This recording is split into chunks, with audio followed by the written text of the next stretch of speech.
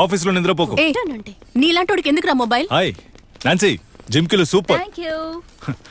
Phone ఎత్తకపోతే డీడీకి చెప్పి ప్రెషర్ ఇస్తావా? వద్దని చెప్పి చెప్పి నాకే బోర్ కొడుతోంది. ఓవర్గా మాట్లాడుకు. సరే, నాతో చెప్పింది వాళ్ళతో చెప్పు. ఎవరితో? విక్టిమ్ వాళ్ళ పేరెంట్స్ తో.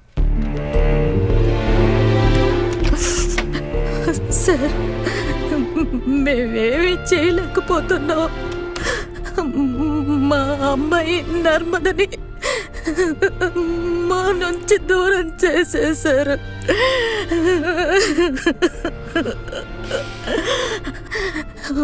ఒక్కగానొక్క కూతుర్ని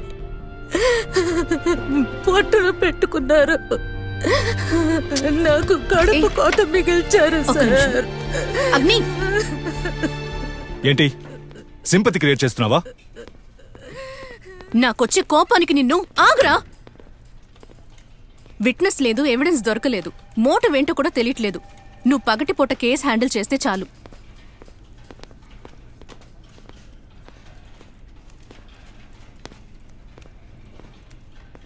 ఇప్పుడు నన్ను ఏం చేయమంటావు చెప్పు.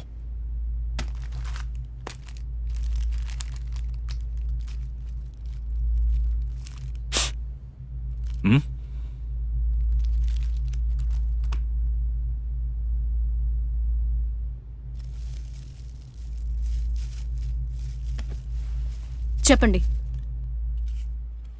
నర్మదని నేనే చంపాను. మొబైల్ అంటూ లేకపోతే మా మధ్య ఎటువంటి సమస్య ఉండేది కాదు.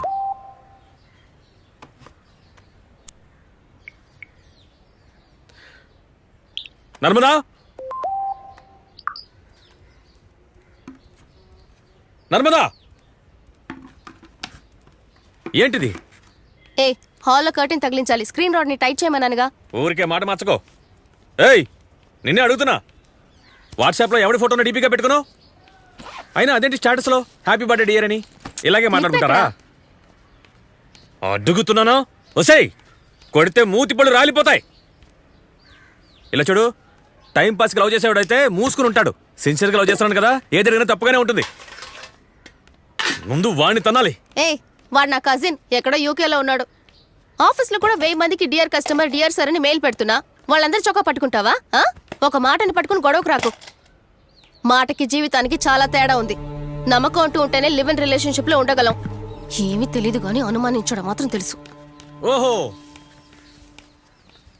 ఫ్రాంక్ గా ఓ మాట చెప్పనా? మన రిలేషన్షిప్ గాడిద గుడ్డులా ఉంది.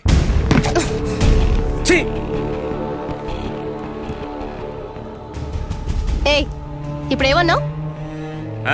నువ్వే అన్నావు కదా మాటకి జీవితానికి, అదే అన్నాను. దానికి ముందు ఏమన్నావు? ఏంటి ఇప్పుడు ఏమన్నావో చెప్పు. గాడిద ఉందన్నాను.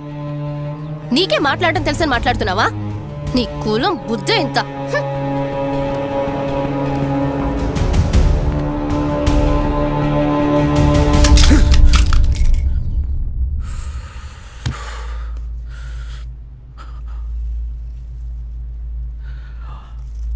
అంత గొడవ అయ్యాక టెన్షన్ ఎక్కువైపోయింది. అందువల్ల అప్పుడు బయటికి వెళ్ళిపోయాను. సేల్స్ జాబు, టార్గెట్ ప్రెషర్ ఒకటి, ఇంకేం తోచలేదు. బుర్రలో అదొక్కటే ఉంది. తనతో ఓసారి మాట్లాడదామని ఆఫీస్కి వెళ్ళాను, తను లేదు.